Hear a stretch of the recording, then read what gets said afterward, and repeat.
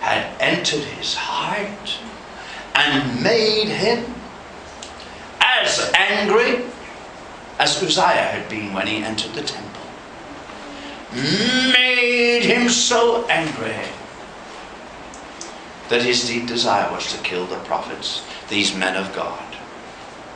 Even though he had acknowledged that God is the God of gods and the Lord of lords.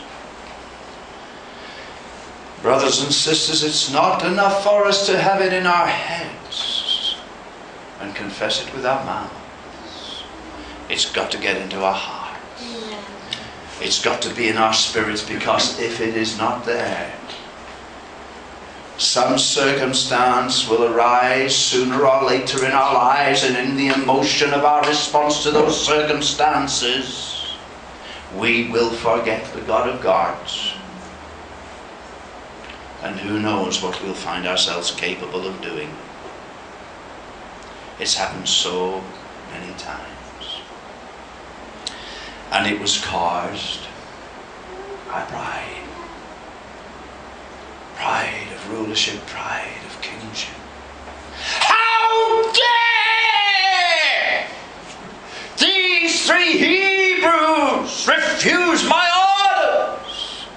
And all his counselors said, King, if you allow them, you're going to lose your authority. What's the rest of the kingdom going to do? If these three foreigners don't bow to you, what's going to happen to you? And they wound him up. They pushed his button, and he was blazing.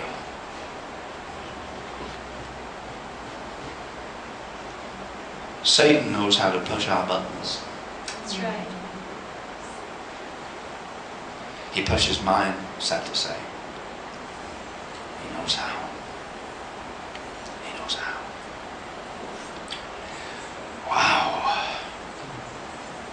King that God had revealed himself to.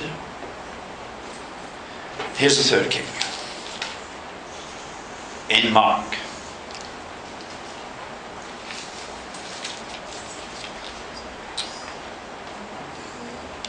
Chapter 6. Let's read the story. Jesus had sent out the 12, 2 by 2. Many miracles had occurred, and even King Herod heard of Jesus. Verse 14. Now King Herod heard of him, for his name had become well known. And he said, John the Baptist is risen from the dead, and therefore these powers are at work in him. Others said, It is Elijah.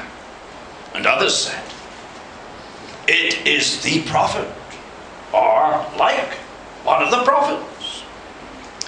But when Herod heard it, he said, This is John whom I beheaded. He has been raised from the dead.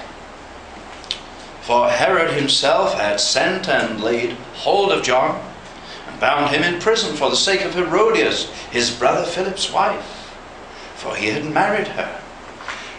Because John had said to Herod, It is not lawful for you to have your brother's wife. Therefore, Herodias held it against him and wanted to kill him, but she could not.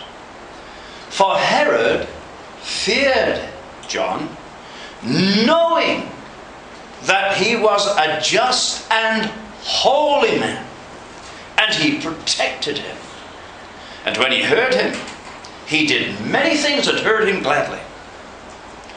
Wow! Here's King Herod.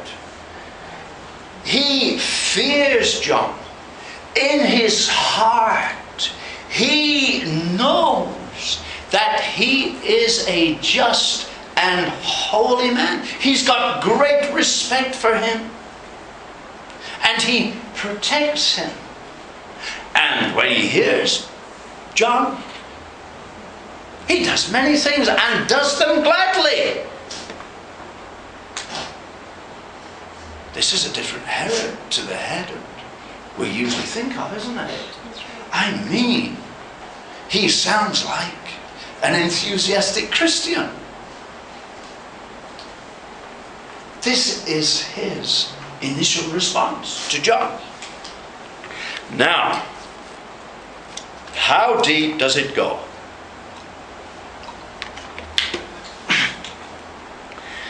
Well, the short answer is it didn't go deep enough. Because Satan and his demons were getting worried. John Baptist is protected by Herod. John is making inroads.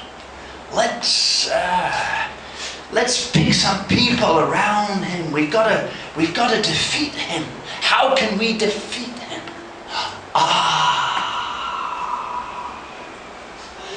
One demon comes. I know. The sensuous Salome. Herod's weakness is women. Beautiful women. Sexy women. Courageous farms. Voluptuous women. Salome. Wow. She just fits the bill. And here's Salome. Oh, she is lithe. Her figure is one of the most beautiful formed figures you have ever seen. Her skin is so clear and shining. Her eyes are so deep and glistening, and she knows how to make them so beautiful. And her hair is so voluminous and full, and she knows how to walk. She is as graceful as a cat. This is Salome. She knows just how to purse her lips to look so sexy and enticing. Wow. And she's so young, so desirous. She's the daughter of Herodias. And when Herod throws his party, all the big wigs of Galilee are there, all the great houses, all the landowners, the Romans are there also.